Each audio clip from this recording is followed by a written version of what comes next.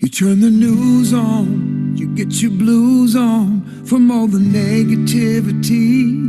It's hard to wrap yourself around what's going down on TV. You can stress it, second guess it. You can think about it way too hard, or you can move the conversation from your head to your heart. Sometimes it's a matter of just letting go and holding on to the one thing we know. Love wins, love wins. That's where the circle of life begins. It's the one simple lesson worth learning again and again. Love wins. We all matter. It doesn't matter if we're on one side or the other, as long as we find a way to get along with one another. We can agree to disagree, or maybe even realize that you see another point of view when you look through someone else's eyes. Sometimes it's as easy as just letting go and holding on to the one thing we know. Love wins, love wins. That's where the circle of life begins. It's the one simple lesson worth learning again and again. Love wins whenever you give it a chance. It is the one hope that everyone has to build a better world for us all. Love wins, love wins. That's where the circle of life begins. It's the one simple lesson worth learning again and again. Love wins. That's where it all begins. Love wins. We learn it again and again. Love wins. That's where it all begins. Love wins. We learn it again and again. Love is the lesson. Love wins. That's where it all begins. Love is the lesson. Love wins. We learn it again and again. Love is the lesson. Wins. That's where it all begins. Love is the lesson. Wins. We learn it again and again. Love is the lesson. Love wins.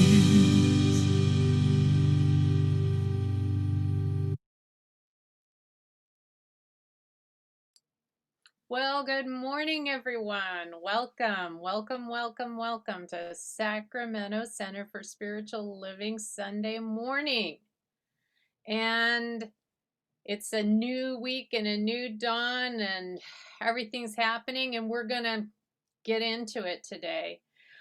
Just a reminder or new information, if this is your first time in our service, this service will be recorded and used on social media to help build our community. So you are welcome to turn off your video and change your username. Most of the time, though, the recording is focused on whoever the presenter is. So yes, and here we are. Let's how about let's do it. Let's unmute and say hello and greet each other and make a joyful noise. Hi, everybody. Hey. Morning, Hey, everybody. Morning. Okay, I heard someone say Delane. Is she here? Hi, Delane. Everybody. Great. Hello from Carol Evans. Hi, Carol. Hi, everybody. Hi, Steph. Hi, Hello, how's everybody doing? Hello. Hey, yeah. Wonderful.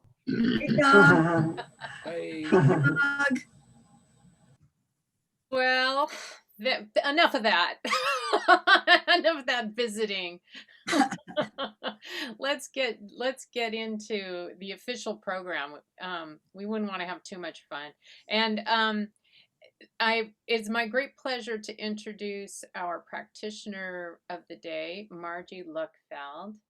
And I will ring this bowl 3 times in order to bring us into that transitional space.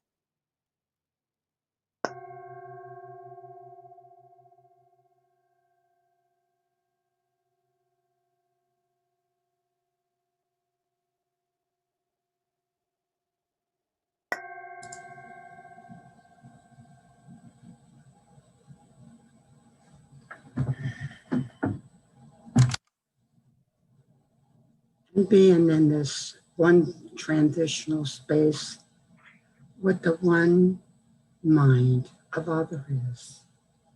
And this one mind is filled with all the possibilities to share with each one of us as we are a part of this beautiful macro, for we are the micro. And as I know this, I truly bless our service today, welcoming our guest speaker, Reverend Sara, and our music and our producer, director, and all that she is, Ruth. And I just bless us all today as we know we're going to hear the message that we're here to hear. And so it is.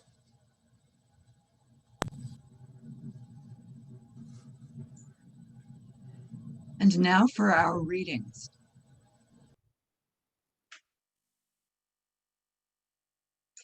We must stop making graven images in our mind. Stop picturing what God is like and trust the unformed invisible, which penetrates and interpenetrates all being.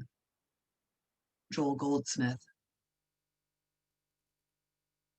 Underneath our plans, underneath our need for control, there is a deeper life waiting to emerge. Masato Hiraoka. The spiral of life is upward. Evolution carries us forward. Ernest Holmes. And now for our music.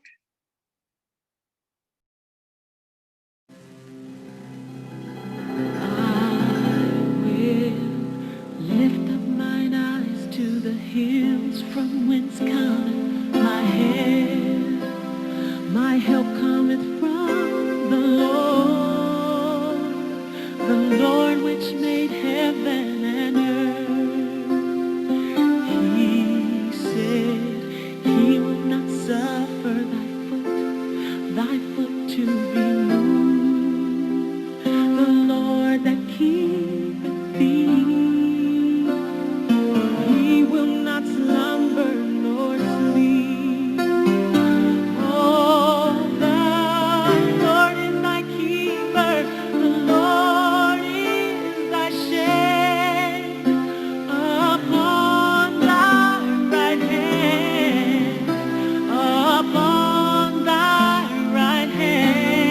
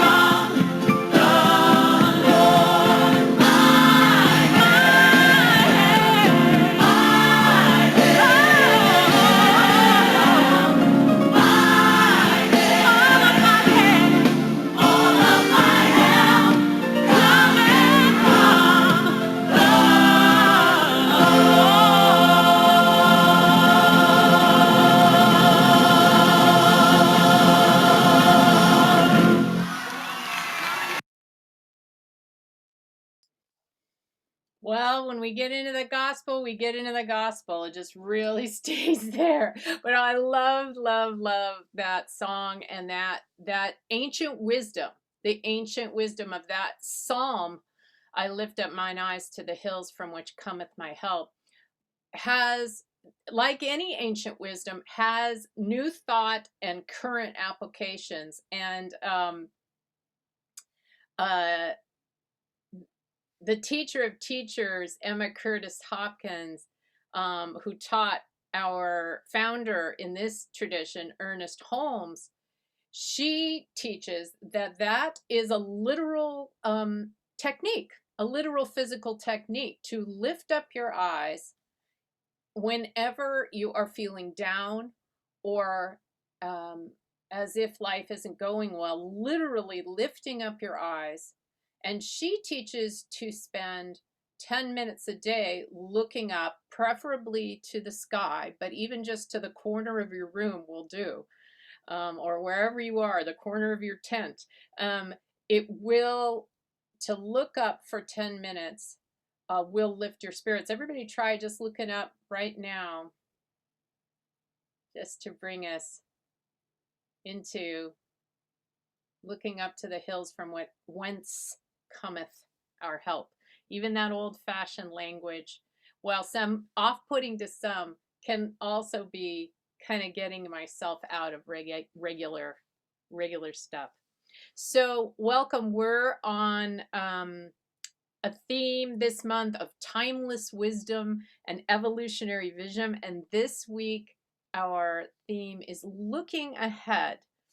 And I'm going to be a little perverse in that because we had a big transition in the United States this week, I am going to look ahead, but I'm also going to look behind it, because what I'm noticing is, from talking to a lot of people this week, is that a lot of people are finding kind of a complex set of emotions in the wake of this transition, and more physical sensations in their body than they thought that they would, right?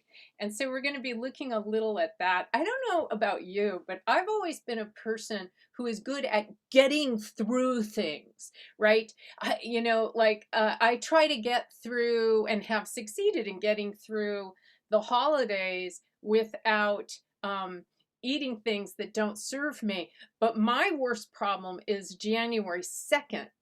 That, or January 1st, but not Christmas Day or Christmas Eve. And so that can be an issue as well. There is, amongst some people in this country, not everyone, a sense that something has been gotten through as there has been a transition from one president to the other. And a survival, a collective sigh of relief. Not true of everyone. Maybe not true of everyone in this room. That's okay. But there is still a transition, no matter what, right? And we experience transitions in different ways and different physical and emotional sensations. So today we're going to look at the wisdom of the body in that, but also the wisdom of the body politic, and understanding the spiritual bypass shadow aspect of this without bypassing the shadow, and call to ourselves to heal our individual and collective trauma.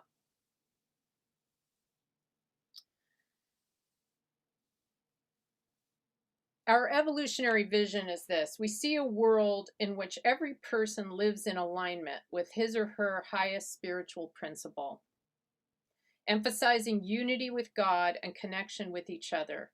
A world in which individually and collectively we are called to a higher state of consciousness and action. And how is that created? The physical, this is the spiritual truth of it. The spiritual universe is the manifest body of the one infinite reality. And the one infinite reality is more than the physical universe. Creation is an expression of the one infinite reality. It is inherently good, and it is ever evolving toward an expression of good. So let's talk about the wisdom of the body for a second, and wisdom of the body politic. As many of you know, that's my area. My area is healing the body and the body politic, and sometimes the interaction between them. Sometimes not. Sometimes it just doesn't seem like there's any, connection. But remember, I don't believe there's such a thing out there called politics that we don't talk about, because we're in church and we're in a spiritual center, and we're spiritual because God is all there is. And there is no place where God is not. So that means that literally there's no such thing outside of God that we call politics. That doesn't make any sense. God is either everything or not, right? And so the feelings that politics bring up are always arrows pointing in the direction of my healing, including any feelings that may come up in this room, because why is Reverend Sara talking about politics? Well, I'm not. I'm talking about you and me and our community and our healing and our spiritual truth.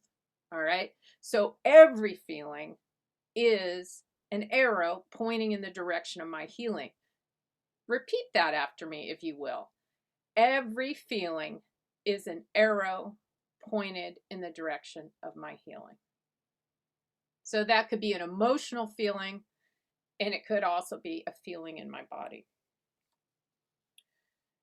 Here's what Richard Strozzi Heckler says from The Art of Somatic Coaching. When we connect with the core energy of the body, we contact a vast reservoir of wisdom, compassion, and intelligence that we have neglected. Over 3 billion years of embodied knowledge of survival, adapting, social intelligence, coordinating, intuition, and reciprocity lie largely unused in us.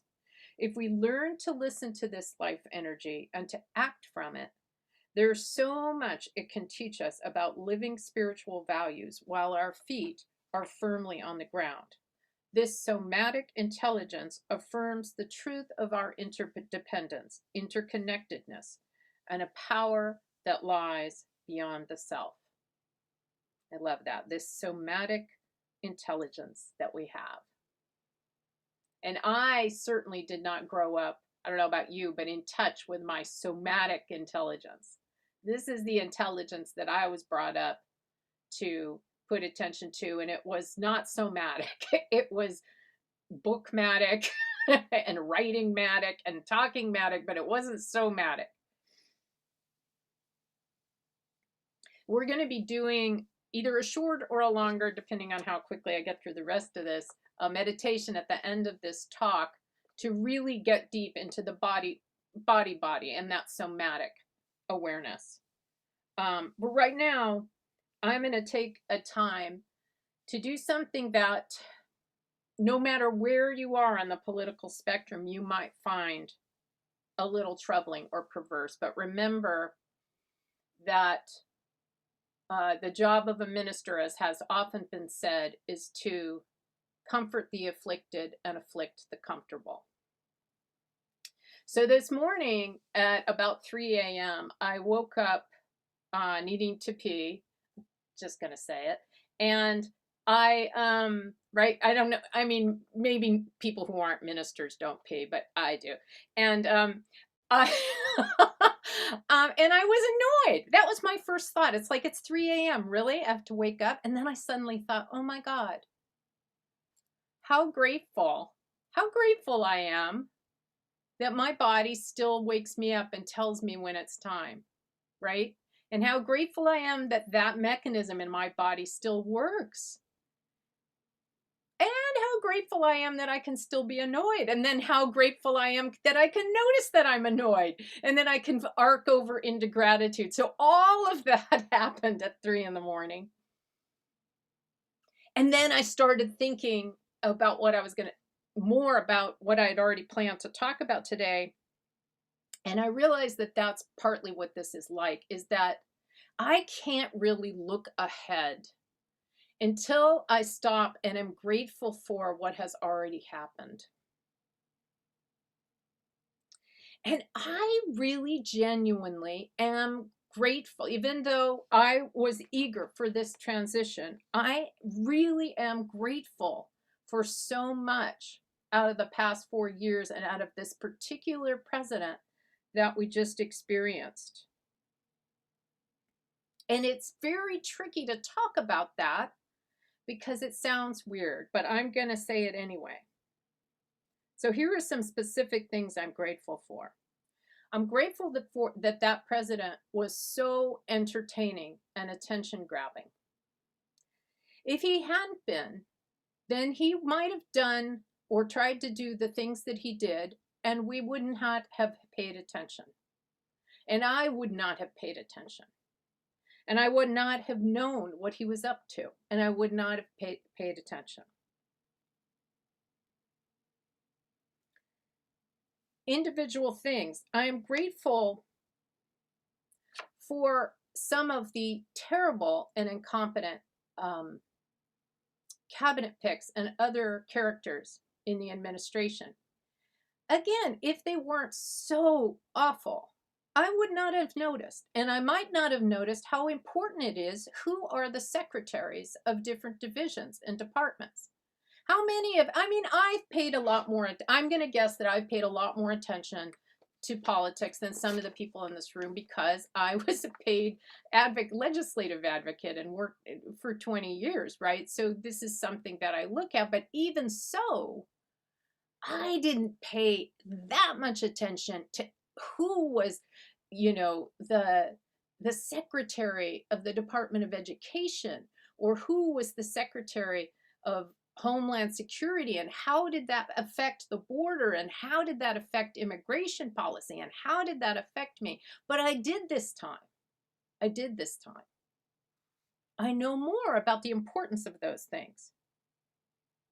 I know a lot more about the importance of a Justice Department and its independence.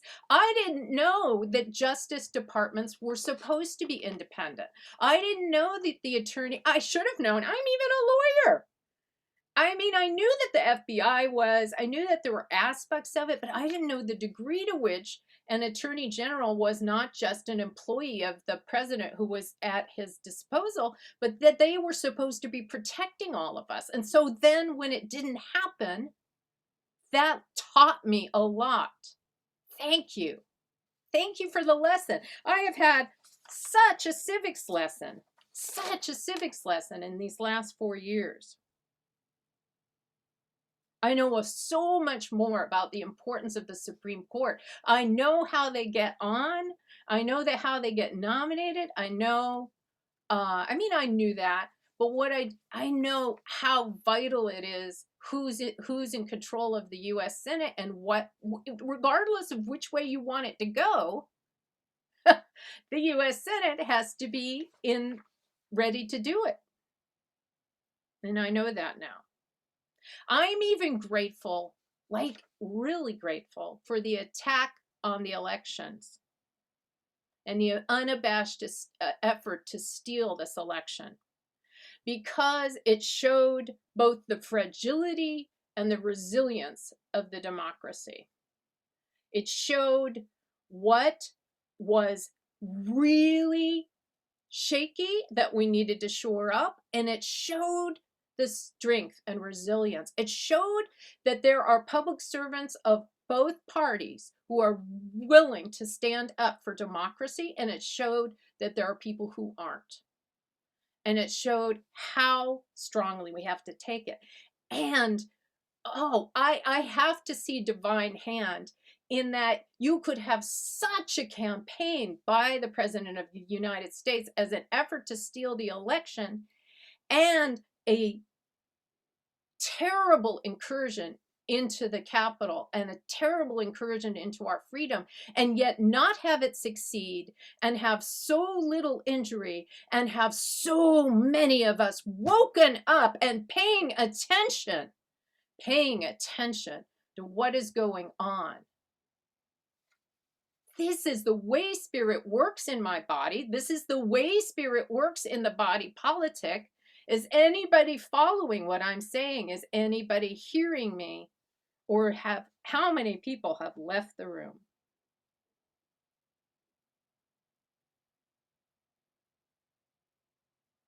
I was grateful for what all of that attack and that attempt to steal the election taught me about the importance of the separation of powers, the importance of the Constitution, the importance of checks and balances in our systems, the independence of the federal judiciary. Do you know how many judges on the federal bench that were appointed by the president who was trying to take the election voted that no, that couldn't happen, that the election was fair, and it didn't matter that they were appointed by someone of the party that wanted to say that the election had been stolen. Those judges applied the law, and they are independent, and they have life tenure for a reason. They have life tenure so that they can do that, and so that they can then not be pulled out of office. I don't know how many of us understood the vital importance of that until now.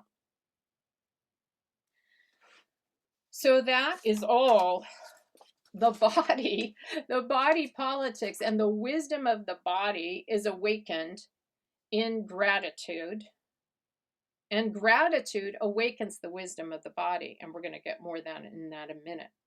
So let's go to understanding spiritual bypass and shadow. Spiritual bypassing is a tendency to use spiritual ideas and practices to sidestep or avoid facing unresolved emotional issues, psychological wounds, and unfinished developmental tasks. The term was introduced by John Wellwood, a Buddhist teacher and psychotherapist. This teaching that we're in can be attractive to those that think we can bypass our emotions. Pithy answers such as, we are 100% responsible for our experiences and everything happens for the good, deny the complex nature of our lives and our universe. And it can, in fact, can be harmful to our well-being by denying the healthy processes of emotions through our systems. So we also do not want to deny, yet I can be grateful for simultaneously without bypassing the horror of what has occurred, the horror part. That 400,000 people are dead from COVID in this country. Now, there are people out there who will say, "Oh, there are people dying. It's not the president's fault that people died from COVID." Well, we failed. We failed as a nation. We failed as a nation to handle this in a way that could have minimized the loss. In the country of New Zealand, there is not a single case of COVID at this moment. Take that in. Now, of course, it's an island. It's a little bit different, but we're not an island, but we're a big country that made choices. There are big countries that made choices different from ours, and a lot fewer people died proportionately. A lot fewer. So that's a tragedy. There have been a lot of tragic things that have occurred or we've noticed that I can be grateful for. And the shadow is awakening me into how important it is to change. Probably the biggest one, and I'll just cut to the chase, is, and it's all related. The attacks on Muslims, the attacks on immigration, and the white nationalist ascension in this time. You notice that in Joe Biden's inaugural address, he used the phrase white supremacy to describe a condition in the body politic that has been given a louder voice and has risen up, and that needs to be addressed, needs to be eradicated. And he called on all of us to eradicate that. That's amazing. It's amazing that that got talked about in an inaugural address. That's not something that's ever been talked about. The closest that it may have come would have been in Ulysses S. Grant's inaugural address immediately after the Civil War, when it was during Reconstruction, and there were vast lynch mobs and vast effects in the South, efforts to take back control by white supremacists who were very, very angry that slavery had been taken away. And he announced a broad authority, which today is the strongest authority that the Justice Department has to go after terrorists in this country who want to use those tactics. Now, none of that would have occurred if it hadn't been for this president, this outgoing president, and his naked embrace of that and encouragement of that.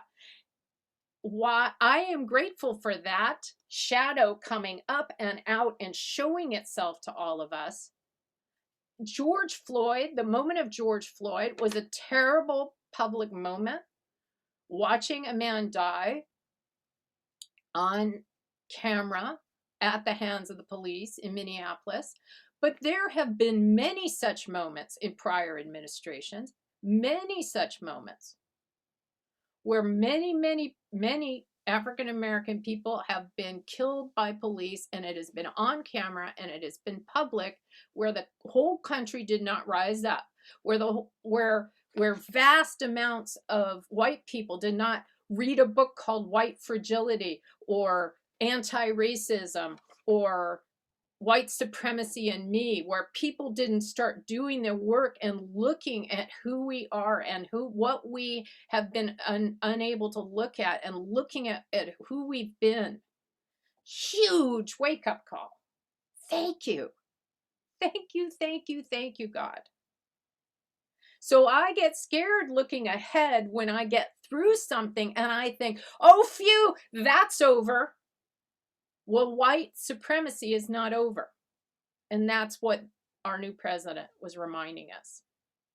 These things that came up and out are not over, and they didn't start with Donald Trump, and they don't end with him leaving the White House. They end when we, as a society, collectively focus on a world that works for everyone, and we do our collective spiritual work together. Yes? Yes. They end when we take responsibility individually and collectively. We must heal our individual and collective trauma. We are experiencing individual and collective trauma from the pandemic, systemic racism, and political unrest. We are called to address these through embodied practices that include our mind, heart, and body. We must address the collective unconsciousness that perpetuates the ideas of separation. We do this by expanding our awareness and understanding that we swim in the embodiment of white privilege and systemic racism, and that we are all subject to this trauma being passed down through generations. The radical understanding of oneness calls us to address these issues. And I want you to know, actually, Ruth, are you in any position to show that slide of the vista that's right after my talk slide?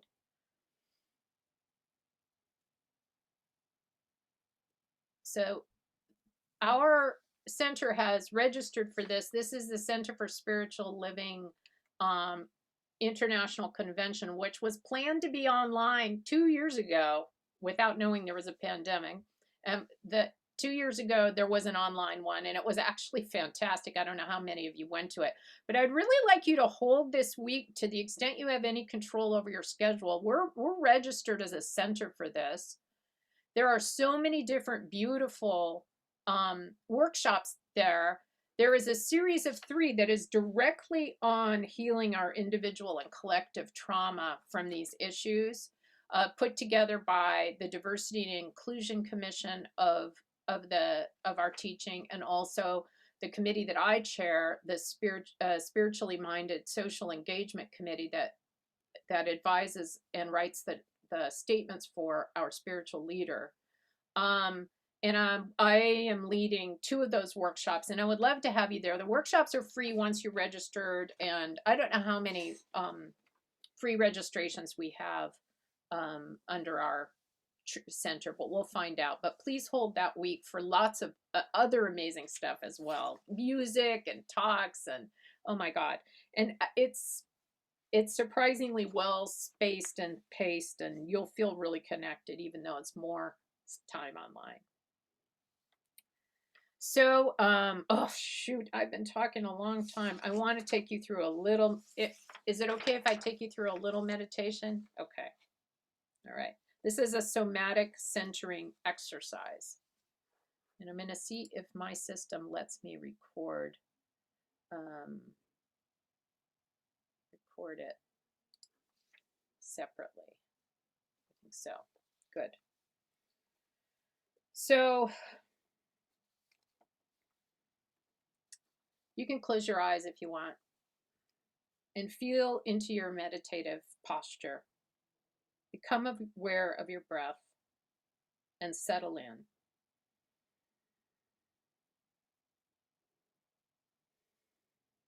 I would like you to spend a little time calling forth an experience of God. Make an intention in your mind and heart and gut that God shows up for you in some visceral way. Sometimes we have to sit and be quiet and be willing. These words might help. I am open and receptive. You could repeat that. I am open and receptive. I am present to an experience of God. Sit for a bit and allow any sense of God.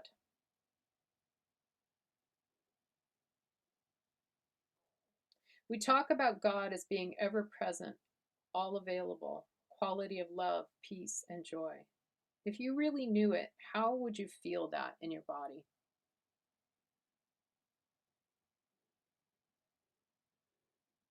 Just try to have this experience without words. There's nothing you have to say.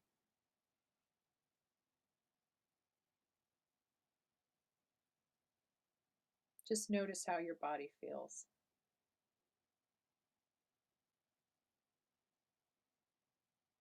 It might come in a way of a vision or sound or emotion.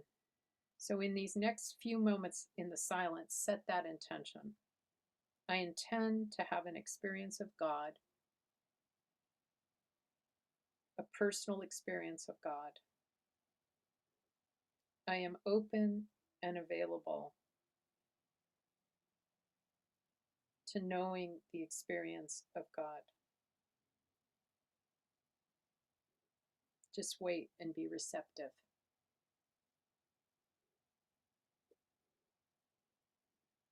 And you'll get a recording of this from me where you can turn this off and have more minutes in this space if you like it.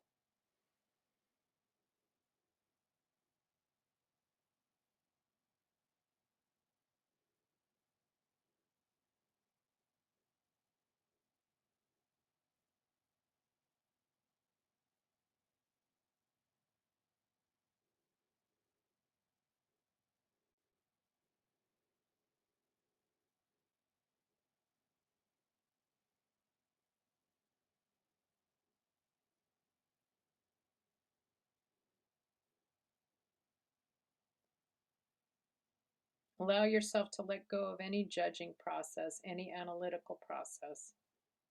Notice your mind kind of creating what God is, and choose to come back and be open and available to a visceral, somatic, embodied experience of God.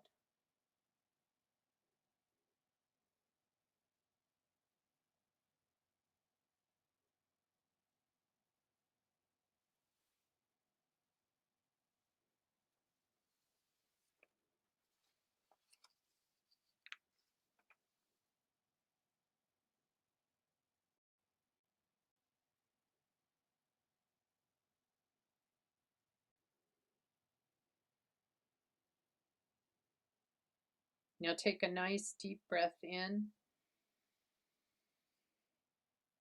and a nice audible breath out. Sense of release, that all is well, that there is a law working for you in this moment. A joyful sense of lightness and confidence that you are who you are. And if there's any other thought you need to speak out loud in order to complete this meditation process, you can just do that with your mute on. Just breathe down into your body. Allow your feet to feel their presence on the floor. Note how your body feels, your mind, your heart in this moment. And when you are ready to open your eyes, you can return back to the room.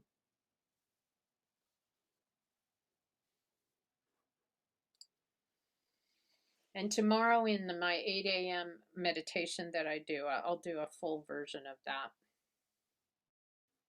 So let's just know that everything that you embodied and experienced right now, all the gratitude that you may have felt for our previous president, for the new president, for the change, for the time, for the coming of the new year,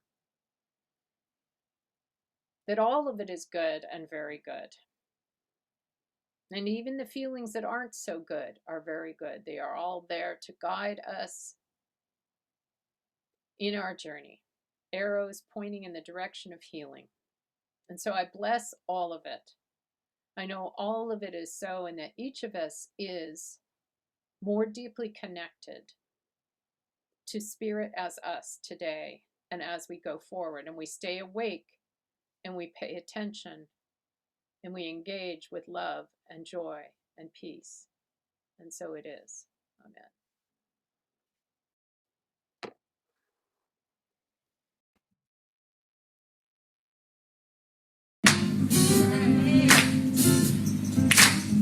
Sing it out your heart.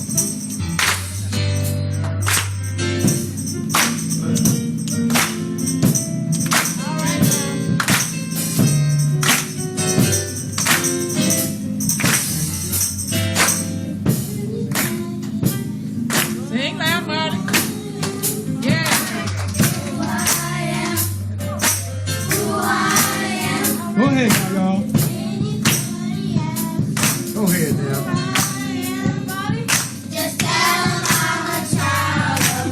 Woo! Go ahead. That's all right.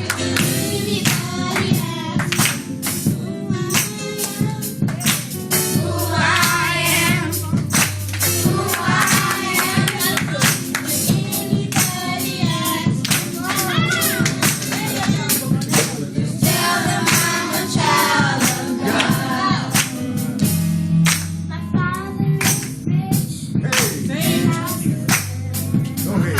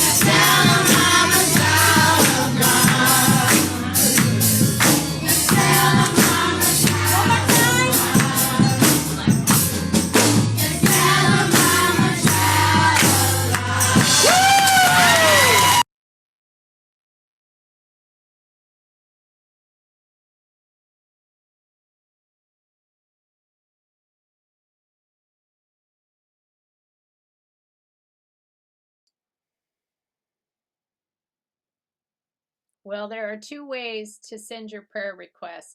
You can do it via chat on screen, or you can go to our website at www.saccsl.org and put them in. We have a team, an incredible prayer team that prays on them all the time, and we're just taking the miracle power that exists in you and amping it up and knowing for you what you may not be able to know for yourself sometime. So don't keep it to yourself. No prayer is too small. And now it is our offering time. And I don't know about you, but I have been given so much during this service. So much to think about and process. And so now we're offering you an opportunity to give. As you can see on your screen, there's multiple ways. And Amazon Smile, just think, you can shop online, smile, and while you're paying for that, you could also be giving to our center. I love it. I love it. We also have our matching donation as we're talking about abundance. We have this matching donation from the Van Workhams for our center. It's a $500 matching fund. And if you want to contribute to that, then as you donate, please leave a message or a note on that is for the matching fund. And so as we stay muted, let us say our abundance affirmation. It's a new one and I love it. So here we go. The love of Spirit blesses and multiplies all that I am, all that I have, and all that I give, and all that I receive. And so it is. And now we do have our announcements. And the first one that we do have is the food drive that we have coming up in March. And so we're announcing it now to give people the opportunity to start collecting goods now that you can donate. And we're asking, as you can see on the screen, to please put a little note in there that's saying that this donation is a blessing from the Sacramento Center of Spiritual Living. We have the addresses of a couple of them that we are supporting.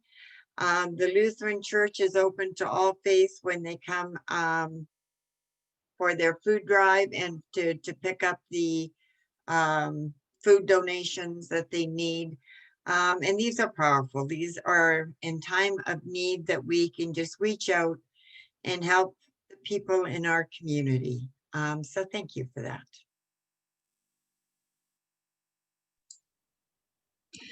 We also have a class that's going on. It started last week, and this coming week is the last week to join.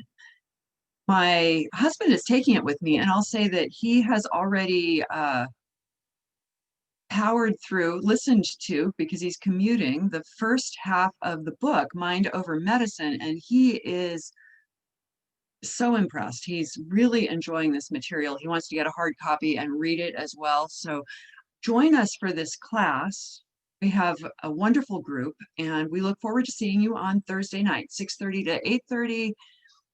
And it is a 7-week class, so 6 more weeks.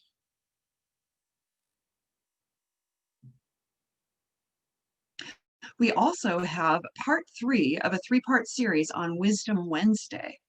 That Wednesday is this week, I believe, the 4th Wednesday of this month. Becca Pronchik will be sharing her last session on EFT. Now, she's done quite a bit of work with us to teach tapping and the tapping process. Some people are already familiar with it. She also takes, Sarah is demonstrating, Reverend Sarah, thank you. She also takes requests for, it's anything from the body politic to health and healing, and she brings those into her presentation. I don't want to call it a presentation, it's very workshopy. You can definitely ask questions. So I've been to the past 2. I recommend you come to the 3rd one this coming Wednesday. And there's that. And then Reverend Sarah, if you could briefly speak to your healing drop-in. Oh, and Debbie, you don't need to have gone to the first two for that Wednesday thing, right? You can just come. You do not. I should have said that. Yes, thank you. I just wanted to make sure because I Yep. didn't get to do the first two, and I might come to this one. I love tapping so much. And healing drop in every Monday at 5, except we pretend I don't do it on the first one because that we want everybody to go to Jaime's, which is next week. And it's really just like healing office hours. You come in and it's first come, first serve. Come in and receive whatever healing you want, and I get my intuition. I use all different techniques just depending on what I get. So it could be tapping one time, or spiritual mind treatment another time, weird access, consciousness, mumbo jumbo, all sorts of stuff. So And there's really no conflict between Sarah's Mondays from 5 to 6 and Jaime's Mondays that start at 6 or 6:30. So I think it can be a wonderful evening of healing if you're ready to have a healing evening. Next Saturday morning from 10:30 to 12:30, join me for making a vision board. Because we are remote, I will not be bringing you any supplies. So please make sure that you have something to paste your stuff on, something to paste with, like glue sticks, and whatever it is you want to paste up on your vision board. And we may start with a little spiritual process, a little bit of talking, but not too much. Mostly this is going to be a hands-on workshop where we can hang out together, make our vision boards, and just enjoy community. This is to support our center. So all donations come to loving and supporting our center.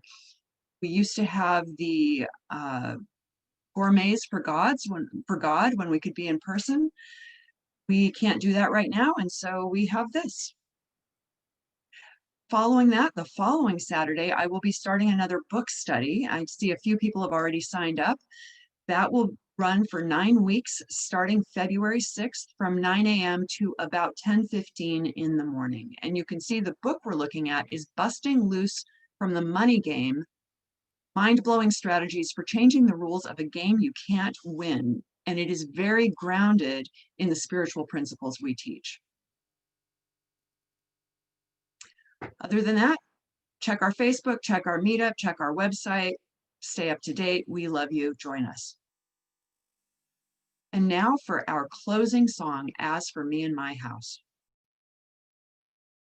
As for me and my house, you will find us serving truth. As for me and my house, you will find us serving truth. As for me and my house, you will find us serving truth. Truth for all right now. As for me and my house, you will find us serving peace. As for me and my house, you will find us serving peace. As for me and my house, you will find us serving peace. Peace for all right now. As for me and my house, you will find us serving love. As for me and my house, you will find us serving love. As for me and my house, you will find us serving love. Love for all right now. Let there be peace for all right now. Let's speak the truth to all right now.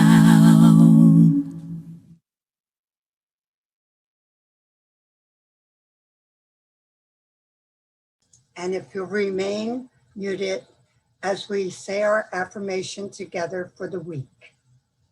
Affirming, I am the ever-evolving, living embodiment of love. And so it is.